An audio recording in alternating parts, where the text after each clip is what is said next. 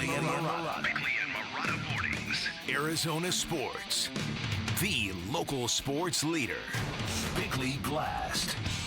What a weekend for college football, a sport that took a harpoon to the great white whale of hype. It exposed Arch Manning. It exposed Alabama football under Kalen DeBoer. It humbled Clemson and Notre Dame, and it made mincemeat out of Chapel Bill Belichick. As for Arizona State, well, maybe they got lucky that ESPN Plus screwed up their broadcast, effectively blacking out the Sun Devils from Valley living rooms, because ASU underwhelmed in victory. They were never threatened, but they were sloppy and stagnant and often confused by the NAU defense, and Kenny Dillingham admitted afterwards to being outcoached, which you don't hear very often. This was an instant and important lesson that things have changed dramatically. It's a new year and a new team, but expectations are everywhere. On Saturday, those in attendance learned that a big-time program now means long lines and crazy traffic, and those who tried to watch from home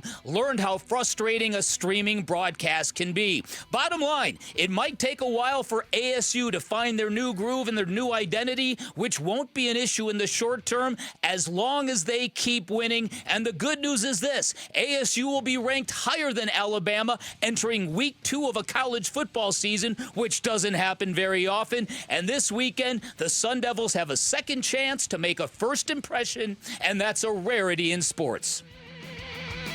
All right, today's Bickley Blast brought to you by my great friends at Chapman BMW. Make luxury attainable. Find them online at chapmanbmw.com. I mean, we won a football game, which is a positive.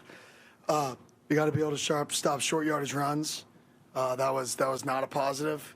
And we can't have, 12 penalties for 93 yards that cost us probably an additional 170 yards, 150 yards of total yardage. So when you look at it all, if you just removed the penalties, this entire sheet is 200 yards different right now. And we got to get that cleaned up. That starts with me. I mean, I'm the end-all, be-all when it comes to stuff like that. We've had officials at every practice. We haven't had that amount of holding calls called in all of camp than we had tonight, and we got to get that cleaned up. That was Kenny Dillingham after the ASU win Saturday night by 19 points over NAU. He talked about the penalties. He talked about the difficulty NAU gave them in what they presented both offensively and defensively. He said flat out he got outcoached and kind of reiterated that a couple of times during his press conference. But I like the way you put it. A second chance to make a first impression. They do. Doesn't happen very often. And I'm saying this somewhat tongue-in-cheek. I'm not convinced ASU will be ranked higher than Alabama when the new rankings come out.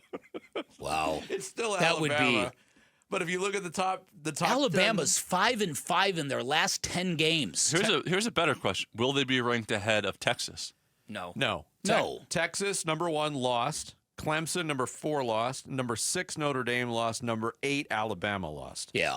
So you should think ASU should be above Alabama. Alabama was manhandled to the point where you couldn't justify them being better, being top 11. Not with the state of that program. But you might be right. Yeah, you might be right. I might be making a false assumption here. Well, because, ASU, lackluster performance against an FCS school. And not only was it a West Coast game that started at 10 o'clock Eastern, the voters can't even go back and watch the archive game.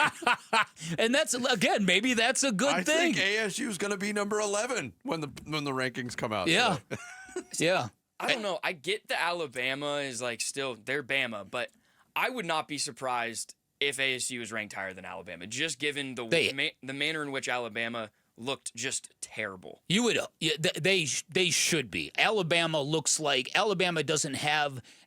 lost their toughness, their swagger. They've lost everything, in my opinion.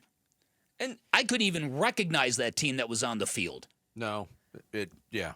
And they got some key injuries on top of everything. I hate when new rankings come out and whoever's ranking the teams, they make assumptions on what teams still could be after plays on the field. Like, Alabama was bad. They should be penalized in the rankings for that. That's just in my humble opinion. Yeah, I mean, one of the big stories, too, and you mentioned this, and it's been widely reported, and we talked about it before the game, ASU's first home opener sellout since 1998. There was a lot of people at the stadium. Over capacity, 56,000 and change announced as the crowd. Sam Levitt, the quarterback of the Sun Devils, noticed the crowd. Yeah, we need that. Thinking back to games last year, just the juice of the crowd changes the momentum of things. It makes it harder for, the whole line on to hear the play call, the snap, all those things. So, it impacts everything. Congrats to Coach Dillingham to, just for getting it jumping like that. Pretty cool to come out here for game 1 against NAU and see that. Yeah, so the crowd was a plus. There was other pluses. I mean, the Levitt-Tyson connection was on point. 12 times they hooked up, 2 touchdowns. I think you mentioned something key, that they had a couple of penalties negate very big plays. Yes. And if you wipe those free, if you picked up the flag on a couple of those plays, as Kenny said after the game, you might see 200 more yards of offense for ASU, and things might look a little differently on the scoreboard. And you know what? Good problem to have when you're complaining about a plus 19 victory. Definitely. But it was also interesting, too. There was a lot of expectation on some of the offensive newcomers, the transfers, Jalen Moss, Kanye Udo, Jaron Hamilton. Not a lot of impact from those guys. Udo got 2 carries. And surprising. I mentioned it earlier, the run-pass differential. It was off. I know Sam Levitt is, he's a Heisman candidate. Mm-hmm. He can throw the football. But I don't know if they needed to rely that heavily on the pass, because I thought there was a lot of balls that were thrown in harm's way. And Jordan Tyson was open. He was getting a lot of single coverage. So you want to exploit that. But he got 17 targets in the first week, too. I'd like to see them run the football a little bit more, because they are equipped. And I liked what I saw from Raleek Brown. Looked great. Kyson Brown, talk about a dual threat. 6 catches for 7 catches coming out of the backfield. Mm-hmm. So there was a lot of plus, but and Kenny Dillingham talked about a lot to work on after that game. Yeah, we got to hone in. We got to hone in on it all. Like I told the guys, one of our emphasis after our spring scrimmage at Camp T was holding outside the framework of our body. Even though we weren't getting it called a lot, in practice, I was like, man, I can feel it, and I put that as an emphasis of we can't hold, right? So obviously, we didn't make a big enough emphasis of that. I didn't make a big enough emphasis to get it fixed. We as a staff didn't make a big enough emphasis to get it fixed, because anytime that there's, consistently the same problem, right, you can't look at other people. You got to look and say, like I said, you got to look at yourself and say, okay, well, if multiple people are doing the same thing, then it's not a them problem, it's a me problem.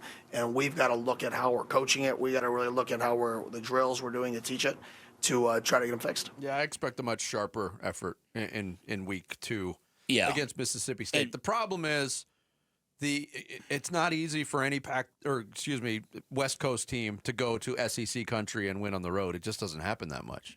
Very, very difficult. Yeah.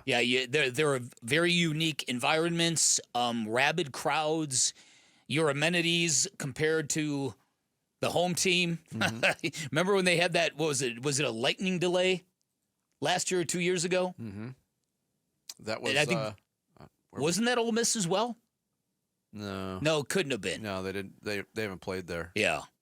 Lightning delay was in Stillwater last year. That's what it was. Yeah. And the home team gets to go into this $400 million facility, hot tubs, cold plunges, getting massages, getting fed grapes. Right.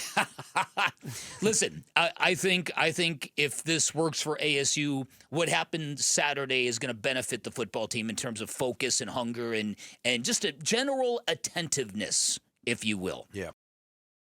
Thanks for watching Bickley and Marotta. Click to see the latest Bickley Blast and hit the button in the middle to subscribe to Arizona Sports.